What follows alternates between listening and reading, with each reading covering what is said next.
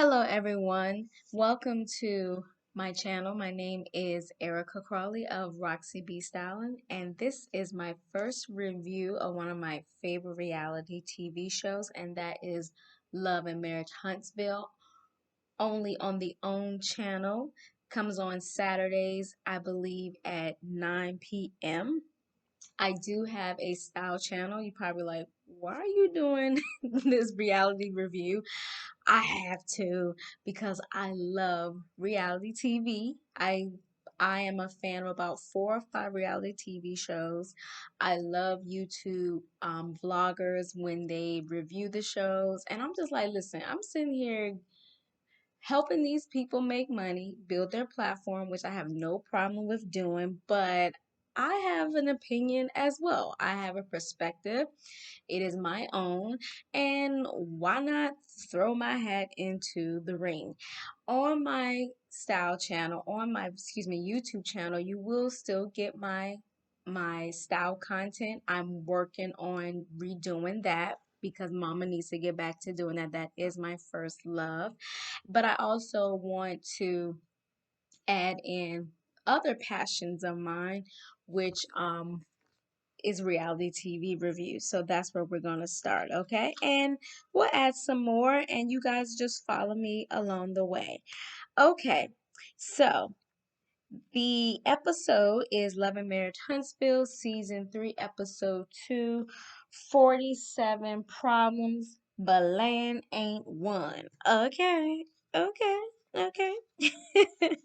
So, just a quick synopsis or the themes that I saw on this tonight's episode was respect, boundaries, friendship, therapy, the Black community, how we relate to therapy, parenting, all of the things, and just how to really co-parent with an ex.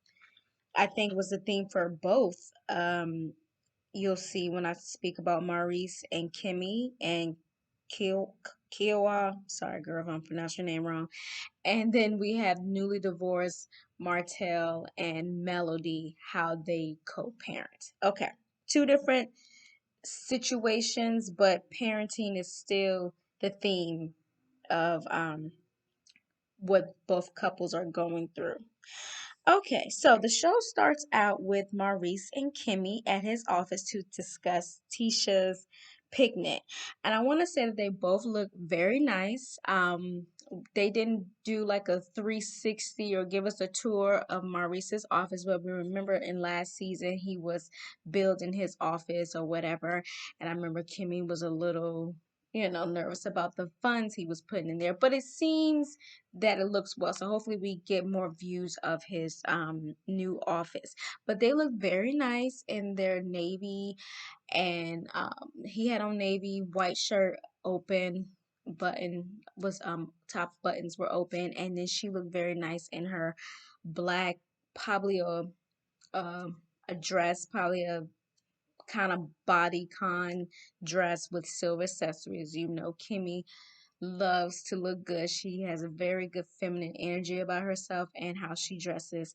And Maurice does a really good job with dressing nice and just being open up and relaxed, like a cool guy. Like he don't wear socks with his suits, him or Martell. But I feel like Maurice's pants are a little longer and less tight. But we'll get into that.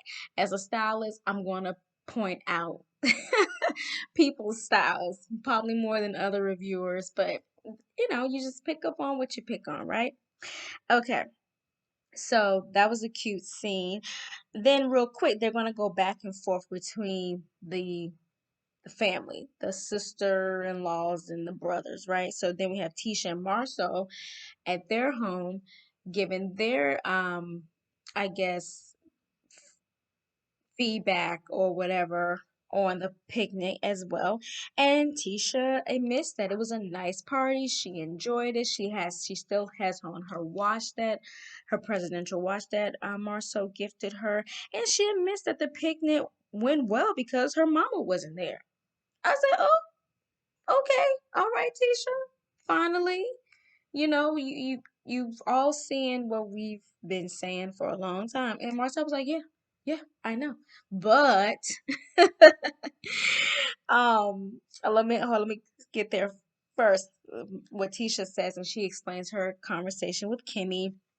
And in the confession, she talks about what her expectations of her relationship will be with Kimmy, and she's told her what they are, and if she can't agree to them, then it is what it is. And then Marceau says something crazy about, women in their relationships are weird and then Tisha like, what are you talking about? No, they're not. Yes, they are. You're making this point of how difficult it is sometimes for women to be in relationships, friendships. It is what it is. Men, they're crazy too, but women, we do have, yeah. Well, y'all have issues. I don't have friend issues, but I kind of got what he was saying because we are overly emotional and sometimes that spill into our relationships, especially when you put expectations on them like you do, Tisha. And those expectations are from built up childhood issues and trauma, issues you have with your mother and issues that you're having with your husband. And now you're putting them on your friends. You're holding on too tight. You're doing too much with your friends. They're going to break away from you. So calm it down. So then we flip back to Kimmy and Maurice, and basically they like, do she not know who you are? Like, you just can't expect her to just agree with you all the time. And Kimmy was like, that was funny because I said the same thing. You just can't have these expectations of Kimmy and expect her to say yes all the time. And Maurice was like, she needs to know you a little better. And after all these years, it's like you don't know. But this probably was the first time in their relationship, in their friendship, that they've had a disagreement on this scale. And they're having so much public opinion. And perhaps maybe Kimmy always rode for Tisha, or perhaps she just never been in a situation where she had to take Tisha's side. Tisha wanted her to lie. Kimmy was like, I'm not gonna lie.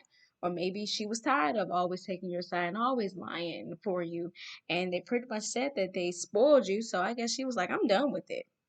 I'm done with it. And especially when you look back and see yourself and your family members, your co stars on TV, I think everything just changes. TV definitely puts a mirror to what's really going on.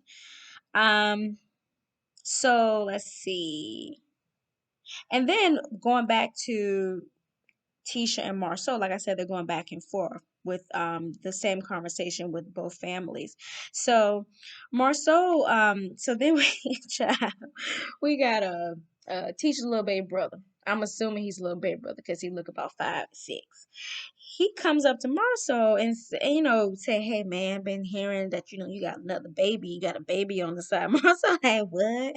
Marceau and his jokes, you know, and basically he said, "Oh, so you about to be an uncle?"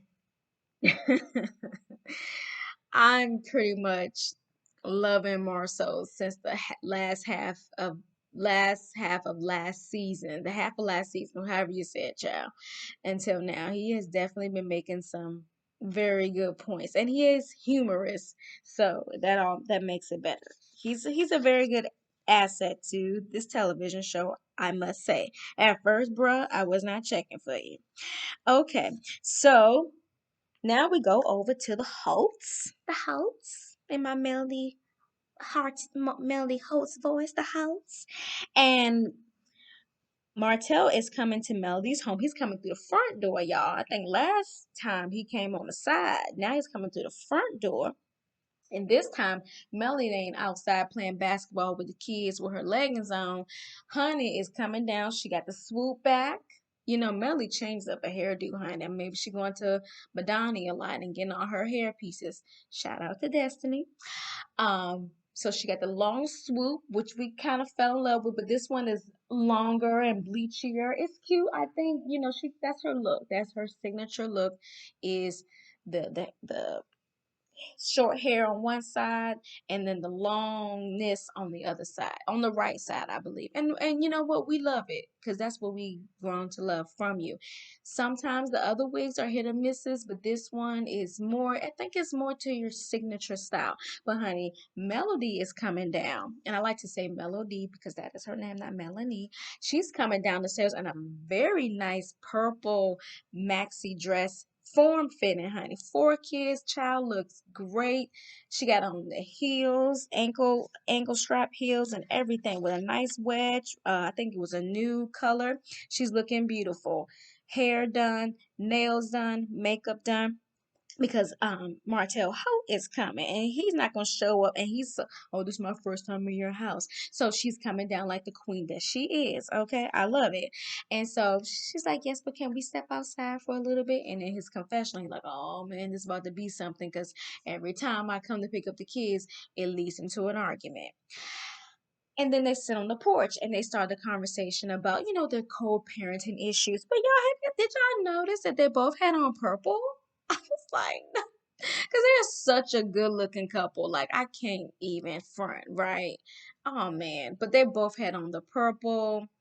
He had purple and like a pink, striped shirt. But it was a very nice shirt. It was. And it just was like, damn, you guys, y'all not even together and y'all match. And I love it. Um, okay, so the co-parenting issues, then they on the porch now. They on that hot porch. The Alabama sun is killing them, but they on the porch trying to have a conversation, child. And they discussing their parenting issues, and mainly the social media posts. We're all aware because Destiny brought it up with Martell last week, and we've all seen it. I not cover, but I follow Love and Marriage Huntsville closely. It's funny because I don't follow any of them, but whenever I'm in the mood, I just go and search them. And plus, I'm on YouTube all the time, so I know all the behind the scenes of what's been happening due to the blog pages about what's going on with the Holtz and all the Love and Marriage Huntsville of the people. So the social media post that we all know that they showed is Martell and Milani, the baby girl. She, she's so cute. She's looking up like at him, like really. Uh, taking her to her first day of preschool because I think she's only like 1.5 years old or something.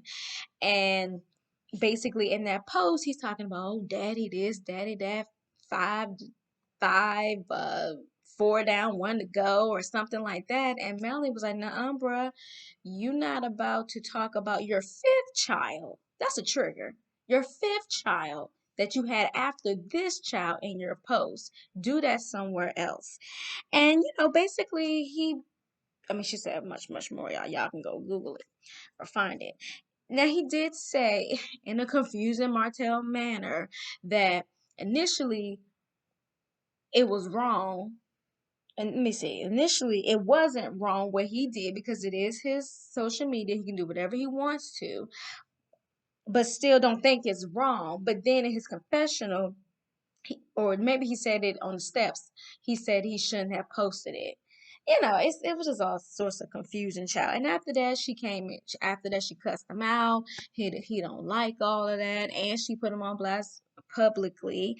But it's just like she's like, okay, Marta, you've been disrespecting me for months, and she brings up his tour. Now he did go on a YouTube tour because Love and Marriage Huntsville people understand and they listen, especially Carlos King, to the YouTubers. They listen because YouTubers definitely keep these shows alive with their reviews. They introduce people to their shows that never heard of it because OWN is not a big network. So if your favorite YouTuber or somehow in your thread you see Love and Marriage Huntsville and this YouTuber is talking about this new show, you can be like, oh, let me look this up. Let me look. So they know how important YouTube is, and because of that, Martell did go on a tour talking about Melody. Melody did go on a tour talking about him as well and promoting her music.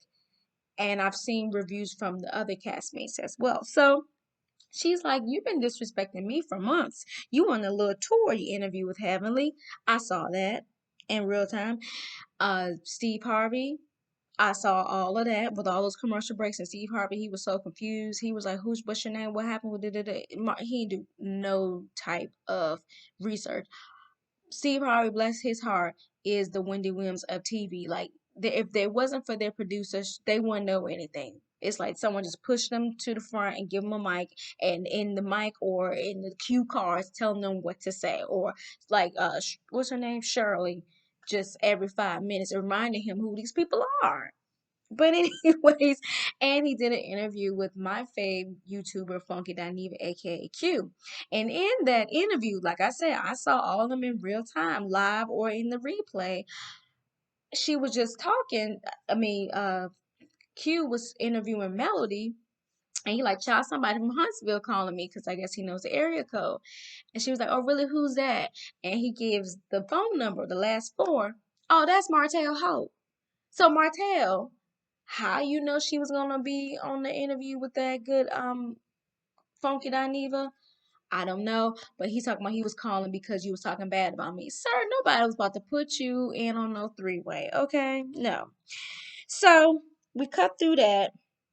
Oh, before that, um, it was so funny that I love these real moments and they don't cut them out. Martell was like, "Ooh, Lord, it's hot!" Like he had to get up and stand up in the corner on the porch because it was that Alabama sun. I'm sure was no joke, and we only see about 3 minutes of a conversation. They probably was out there for a good 30 minutes. So he was hot in that little silk satin shirt thing number he had on. So he comes in. Melanie, she goes. I guess she gets try to get the kids together or get out the sun herself. And then we cut to Mama Vanessa.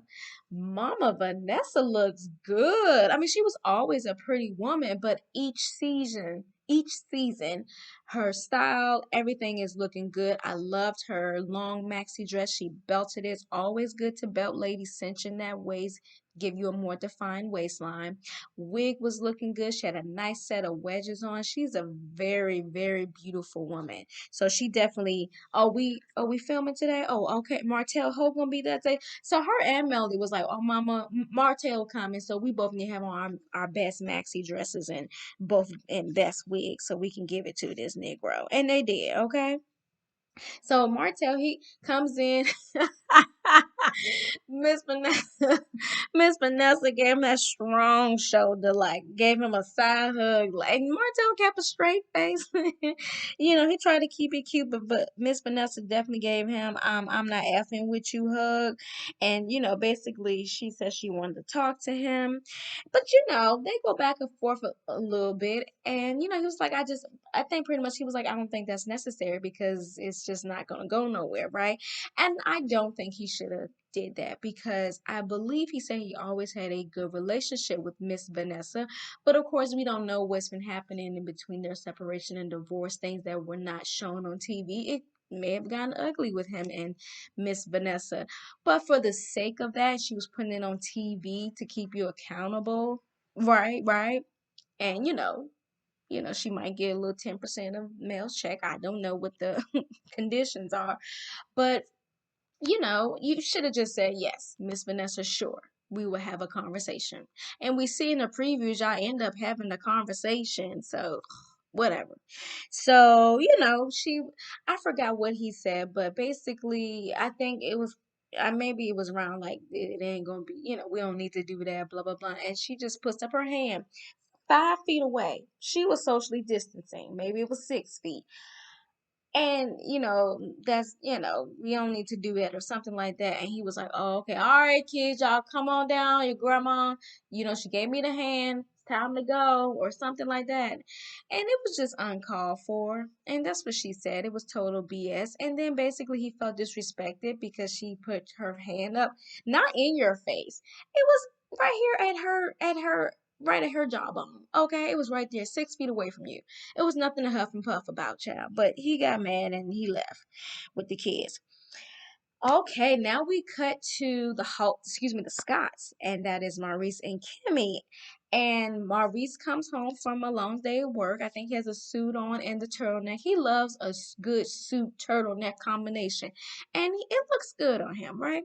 I have nothing bad to say about it. And we see Monster. What is his real name? Is it Maurice Jr.? Okay, but we gonna call him Monster. Monster is outside shooting basketball. Maurice is I guess what's the word? He's a little like, oh, surprised that he's outside playing video basketball instead of video games. And he looks at this at the lawn that has not been, mowed or whatever. Y'all got what's his name? Jalen. He's working at that good black and Maurice, he doing his thing. You got this 13-year-old man, little boy, and they're like, why aren't you cutting the grass? But let's cut to in the kitchen.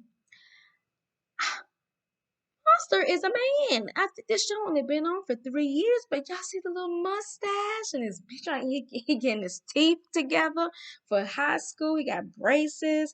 He's a very handsome young man. I can definitely see the resemblance between him and his father now. He's just a little browner, but I love it. Voice changing. He looking like his daddy. Got a little mustache. It's so cute. I love to see children on shows just grow up. It's just beautiful to see. So he tells Kimmy and his dad that he chose a high school in Huntsville. And so Maurice says, okay, let's call your mom and give her the news or whatever. And he basically, hey mom, on FaceTime, and she's looking well. And he says I chose a high school, Madison Academy, and she said why you chose that is because Micah and somebody named MJ. I'm not sure who that, but I guess it's some more cousins because the Scotts got a big family, and I believe Micah is Marsau and Tisha's son, so they must be the same age. So that's great to go to school with your cousins. I think that's really dope. I definitely went to a school in my grandma's town, and I went to school with a lot of cousins, so that was cool to always have. If you don't got you don't have friends, you got your family, child. So Kimmy is sitting there listening while the boys talk to Kiuwha, and in her confessional, she says that she still feels left out. She's the bonus mom. I heard her speak on an interview with Ooh Ladies First panel. Shout out to y'all on YouTube. And she says that she's been with Maurice since I believe, what's the baby's name? Monster's been, it was at 3 or 5 years old, but very early on in his life. But at the same token, she still feels like she's left out. So she interjects herself, and basically, hey, I'm here. And here's what we're doing. We're having a cookout. We're having a party with, Monster and the boys. Just thought you should know. It didn't seem like an invite because this would be a big deal. Your baby is going from 8th grade to 9th grade. I would have liked to have been there. Again, I'm not sure if he's gonna go home for the summer and then come back. So I was just wondering, was that an invitation? It didn't sound like it, but then Kiuwha says she wants to have a conversation with them. So it sounds like she's coming down to Huntsville. So maybe that was cut out, the invitation part. But if she's going to have a conversation with them, it sounds like it's going to be in person. So maybe she'll actually be at the little cookout. And, Kimmy just basically, it's so cute that, okay, sidebar. Most of the cast, we know their names start with an M, right? And then we have Kimmy and Kiuwha, who starts with their names start with a K. Isn't that cute? M and K. Then you got Tisha. Well, LaTisha starts with an L. She's left out. L for left out. Oh, bless her. All right. So, Kimmy says in her confessional that the last conversation wasn't great. We all know that, Kiuwha came to the reunion with the whole armor of God, that little metal rock star studded, vest situation dress. So, and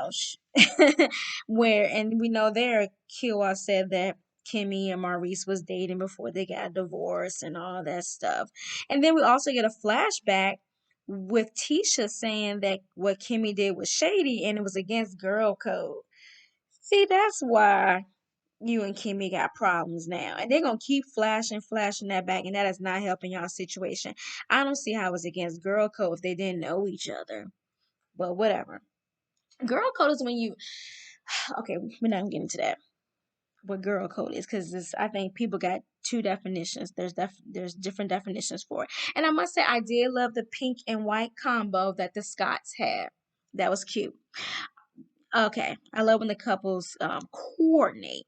Okay, so we're going to Melanie's office, which is Melanie as Hope Incorporation or Corporation.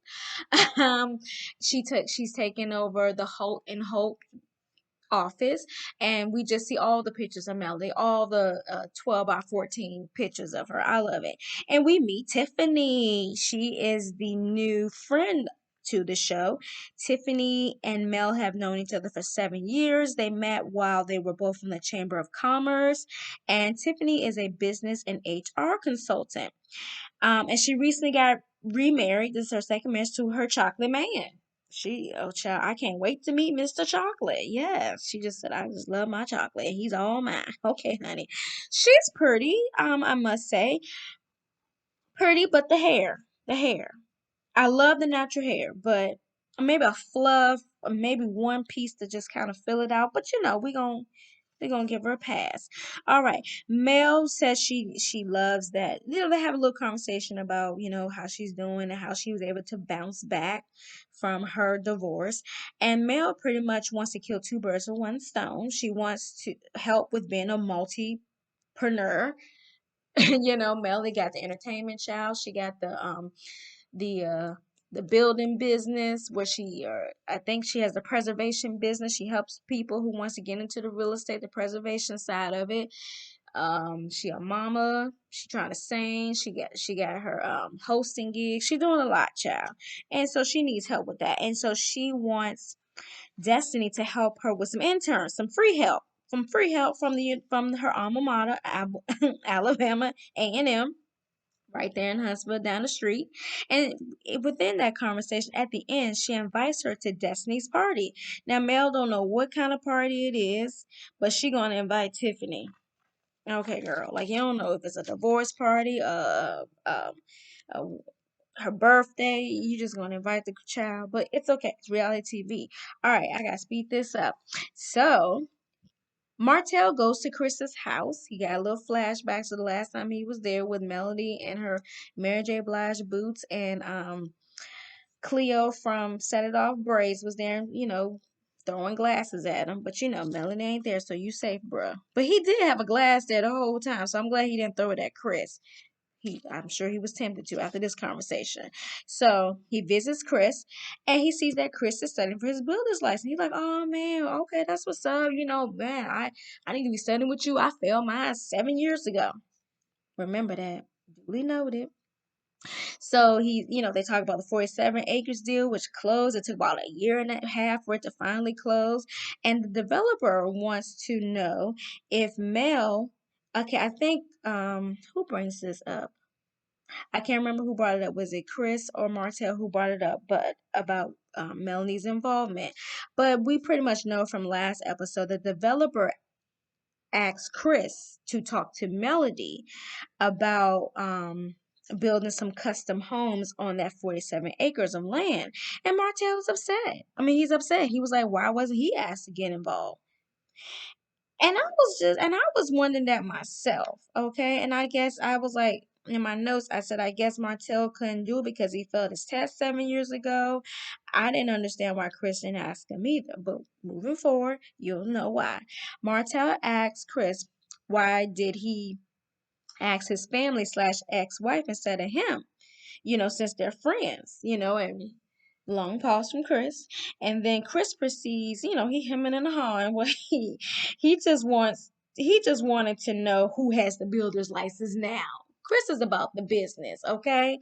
And Martell replies in the third person, which he does, that he has contracted with a company with a license that can build the homes for him. Chris says if her name is on the deed, meaning Melanie, then she's the one with the license. And that's why the developer asked Chris to talk to Melanie about it, because she has a current builder's license. Okay, business. And then Martell rebuts with, I'm the one who built the homes. It sounds like you was driving without a license. That's what it sounds like. You were building without a license, sir. Okay. And That's on you. You should have been got your builder's license. Now you want to be upset that your friend, that the developer wants to speak to somebody with the license. That ain't nobody's problem but yours. And he adds, he's actually about to build some houses for some friends. Child Martell is peddling custom homes like he was like he did with those hair products at Madani's. This is not hair products, sir. This is serious business. Sit down. Then he says he feels betrayed in his testimonial, in his confessional, excuse me, stabbed in the back, and men shouldn't do this to each other. You, sir, don't have a license. Why would Chris talk to you, go through you, only for you to go through a third party with the license? You the middleman. We're trying to get to the person with the license. We're trying to get to the one that can help us with the bag, sir. It ain't you. And he was like, says you, and he tells Chris, my situation, i.e., he broke. And we know Martell, because you in that hair products. Pick a path, pick a path. Martell asks Chris, since he's studying for the license, does he plan on building on the 47 acres? Duh. Here's Chris. Chris with these pauses. I don't know if they're doing it for dramatic effect or what. But he said, it crossed my mind. So he's like, oh, so you're doing business with my ex-wife. Okay, okay, I see you. I see you. And then he gets into, shame on Chris. He bought the deal to Chris. So basically, if I recall, and if it just all seems to make sense because I was confused for a second. So Martell bought the 47 acres. I think this was 47 acres with the combat crew. They couldn't get it together. So I think Martell always had it, and he was supposed to sell off pieces to the other people. They were supposed to buy from him their pieces. I'm not sure. It didn't happen. Martell kept it. I guess things got hard, and he sold it to a developer. Okay. But what I'm tripping on is you want Chris, and he says this, that he wants to be the one to build the custom homes. They should have came to him, just like he went to Chris as the broker. I believe Chris is the broker who sells or whatever, land and commercial properties. Why didn't you come to him, just like he put the deal in your hands? So he gave you money to sell the property. He put money in your pocket. Why didn't you in return come to him to build these custom homes to put the money back into his pocket? But I'm confused. Why didn't you just keep the freaking land and then get your builder's license so you could build your custom homes? So you got the land and you building the homes? I mean, that's just the two wins. I don't understand. I don't understand. But for Melody to still have her builder's license, it just shows that who really was the brains behind the operations. Hashtag brains to the bronze. Shout out to Destiny. Because, sir, it seems like you had 7 years to do this. Moving on. So Martell and Melody, they meet up at the therapist. Remember, he has agreed to go to a therapy session, and they cute together. They come, they give a side hug, a more genuine, a real side hug, like her arm, like their arms went across each other's small of the back. Like, it was cute. I love it. He joked about all the red hair. And she said, yeah, because they did a little joke, I believe. She was like, yeah, because you said that you don't want to put me on to the blonde. So she had to switch up to the red. So it was a very cute, it sounded like a really genuine little laugh there, little moment. I loved it. And they got a joint testimony. I mean, confessional. I can't stop saying testimony. And it looked very cute, very coordinated. Again, a very attractive couple together. At first, I wasn't feeling Melody's white with the red. I felt like she looked like Wendy's, from the fast food restaurant with the white and the red. But I'm starting to like it. I needed to see it one more episode, and it has definitely grown on me. So it's cute. I feel like she has jeans under it because I felt like on one showing of one view, it looked like she had jeans on the bottom, like it looked like a corset, like a bustier and some jeans. But I could be wrong. But it's still very cute. I would love to see a full length view of her outfit, everyone's outfit. Okay, so let me just say, Martell is delusional. as he speaks on therapy. He has this warped idea that therapists, first of all, I do believe that the therapists, they can give you a little bit of their story, but it shouldn't really, and you can interview therapists. Trust me, you really can. I just don't think that having a therapist that has been with a wife for 14 years, cheated on her and had an outside baby is what you need in a therapist. Like, he wants somebody so relatable, someone that hasn't been married, happily married for, well, I don't know, happily, but married for 40 years like Dr. Francis. He was like, that's not relatable to me. I don't think, like I said, it just depends on what you want in a therapist, but I just don't think that that is one of the reasons to kick your therapist to the side, because he has not had your life, that he's not relatable in a sense because he didn't cheat on his woman or have an outside baby. But whatever.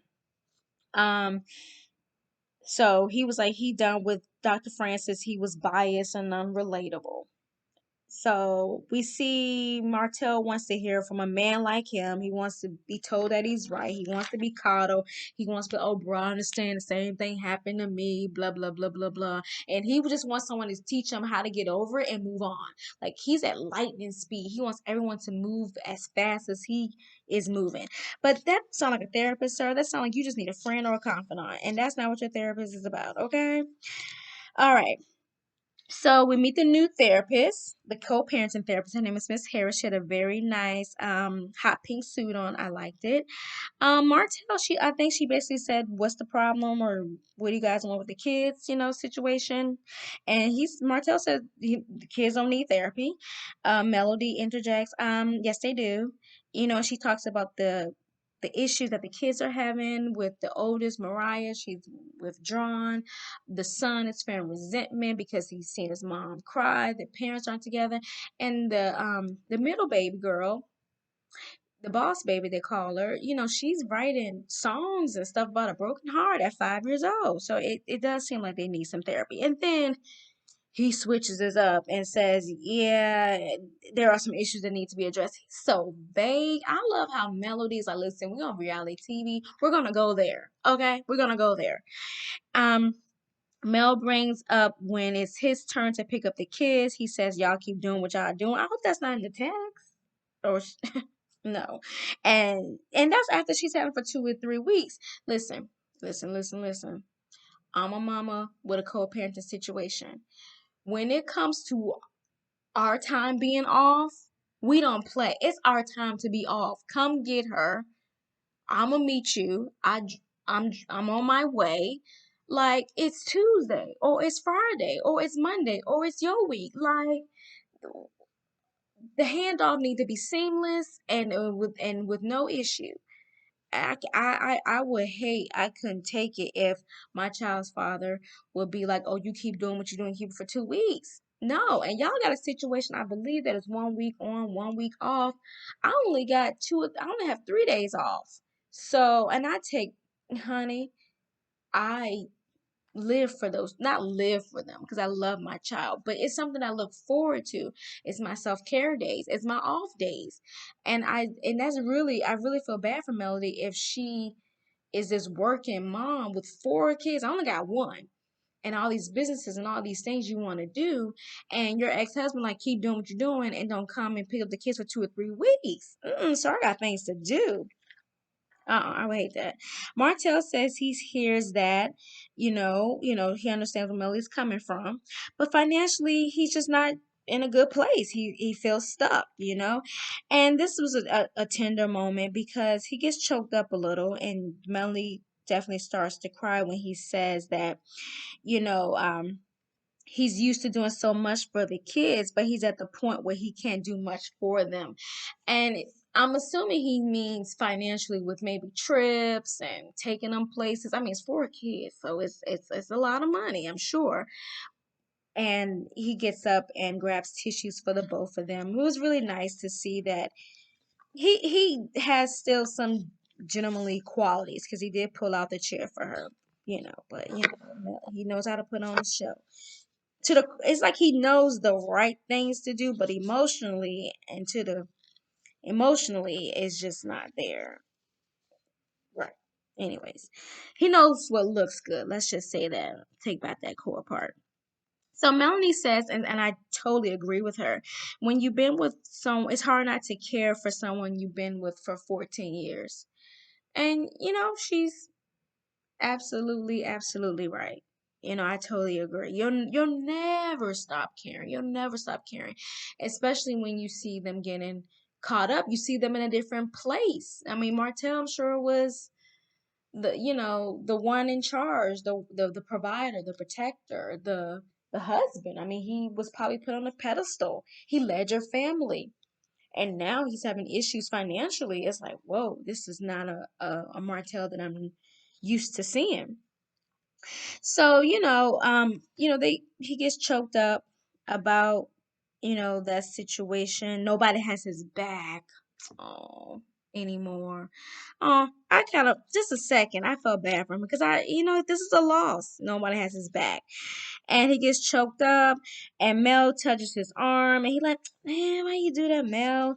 And it was a playful situation. The therapist asks if it's hard to accept emotional support, and he says a little bit right now. And I think because he feels guilty, that's just all that is. Martell don't like feeling bad, child. So Mel understands his feelings because he saw her crying, for month after month, or days after days, years after years, child, in the closet. And I just don't think Martell has cried or mourned the loss of his marriage. That's me personally. But she says you can't stop now because you got 5 kids. You have responsibilities. And he like, hold up, hold up. I don't want to talk about that because we're here to talk about our 4 kids. Like, seriously, don't bring that up. Like, seriously. Like, I don't know what. It's weird because you talk about your 5 kids on social media, but you don't want to talk about it on TV. I guess, what's the girl name? Ariane. Just like, don't talk about my kid. I don't get it. But she didn't say anything bad. She just said you need to get your stuff together because you have responsibilities. That's it. You say you're good with your 5 kids, so why couldn't she say that? Whatever. Martell said the kids know. Oh, in their testimonial, confessional. I'm gonna get it right to y'all. Martell said the kids know they are divorced because Mel told them. She said, "Oh, they know because of the fussing and the fighting." And things that they seen and heard. He said, I told you to be quiet. And she said, I told you to stop doing it. He just shook his head. They go back and forth or whatever.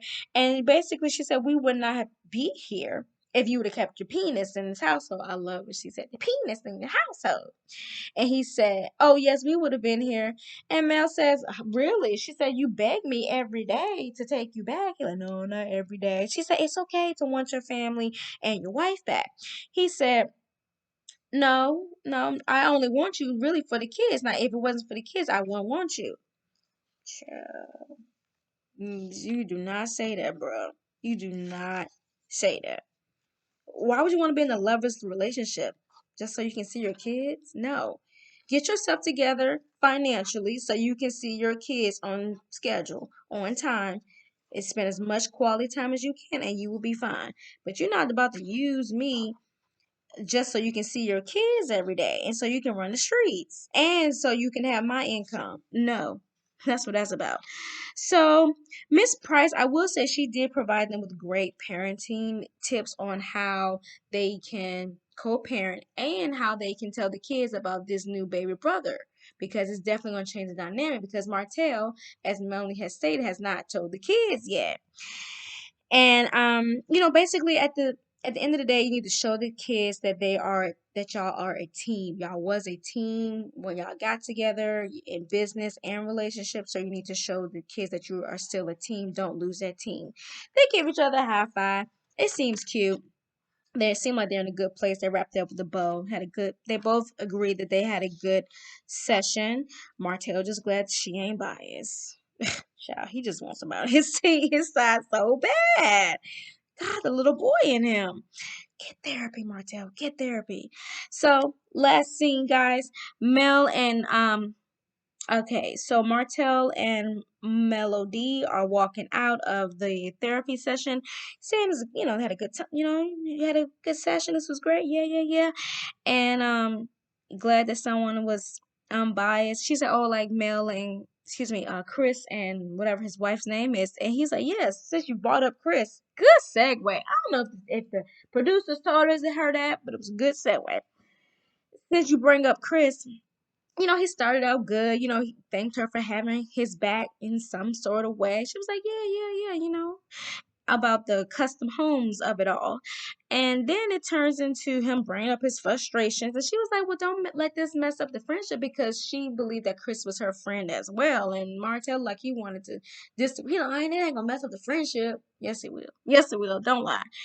And then he said, with Chris, he bring up the frustration with Chris, then said, you gonna do it, build the house. And she said, I'm considering. I told him to, give me the specs and the price point. And Martell said, you ain't never build no house. And he walks off. She was like, Martell, how? You ain't never built no house either. You ain't never laid no brick, no concrete, no framework or nothing. And he like, don't do that, Mel. Don't do that. And it's true. You guys are both too pretty to be building homes. You run a business. We know y'all not building homes, okay? You are making sure that the homes are being built. You have contractors. It is what it is. So I don't even know why he said that to her. You ain't built no home, and she ain't built no home. Y'all contract to build those homes. So, Martell, stop trying to make TV and keep it moving. Okay, guys, this was my first review of Love and Marriage Huntsville. It will not be my last. I'm going to show my face. Don't y'all worry. But thank you so much for joining me. Until next time, have an awesome day. And just come back and see me.